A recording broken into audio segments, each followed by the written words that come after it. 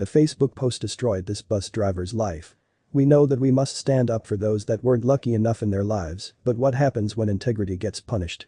Johnny Cook was a bus driver for Haralson County Middle School, and when a serious and unfair incident happened to one of the students, he couldn't stay there and do nothing. It was an ordinary day for Johnny when a child came up to him and told him that the school had denied to give him food because he was 40 cents short. The little child was devastated, and Johnny tried to comfort him and make him feel better. But how could this be possible? When Johnny heard that, he tried not to let the child notice how furious he was.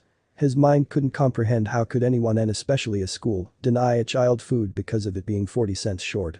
At that point, he knew he had to do something. He couldn't let this pass.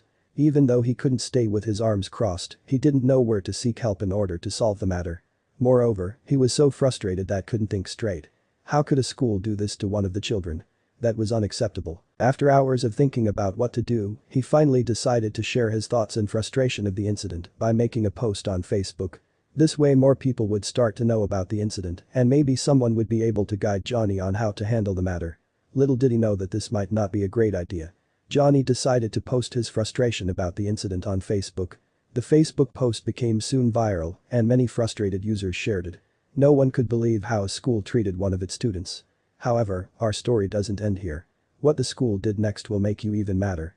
It was common sense that sooner or later the Facebook post would be discovered by the school after the hundreds of shares. So when the school found out what their bus driver had posted about them, they were really furious. But what they did next was unexpected and shocked everyone. The school denied everything and claimed that something like that had never happened there. They said that whenever a kid doesn't have enough money for the standard lunch, it would be given an alternative one. In no circumstance they would let a kid be hungry. And as far as Johnny was concerned, they threatened him to be fired if he didn't remove the post. The school was very frustrated with Johnny. What had happened had caused severe damage to the school's reputation. They would do anything to solve the matter, even if that meant to fire Johnny. Moreover, the school claimed that the little boy had never gotten into the lunch line that day. They said that if he had gone through the line, the cameras would have caught him, but there was no such footage. They continued by saying that such an incident would never happen in their school. I felt like in my heart of hearts, the kid was telling me the truth, Johnny claimed. Whether he was, whether he wasn't, I believed him, he added. Why would a child say something like that if it wasn't true? That's what Johnny was thinking all the time. He believed the child and he couldn't go against that. He had a strong feeling that this child was telling the truth and wanted to make sure that no matter what, the world will know about the incident. So he made his decision. He decided to keep the post and continue to fight for this kid's rights. After deciding what he would finally do, he updated the post and the world went crazy.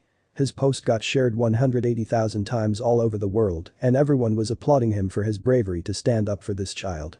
Well, we will never know if the child was telling the truth that day, but Johnny became a symbol to many as he stood up for a child that just wanted to have his lunch. Moreover, many others claimed that their children have experienced the same thing in their schools. Even though the little boy didn't want to be interviewed, he supported Johnny and followed his posts on Facebook. He also wrote the following statement supporting Johnny's actions. Okay, it's maybe not what everyone was expecting from the kid, but it's enough to prove that both of them were telling the truth. It doesn't matter that the child didn't want to be interviewed because he wrote everything down and made everyone understand that Johnny wasn't lying. The poor child claims that his school denied to give him food because he didn't have the money to pay for it. And even though the school claims that something like that didn't happen, the child says otherwise. Johnny felt really good that he was able to help a child in need and raise awareness for a more common situation that you think. He is very thankful for the support that he received, and he doesn't regret a thing. I'm proud that I was able to take a stand where others might not have been able to, he said.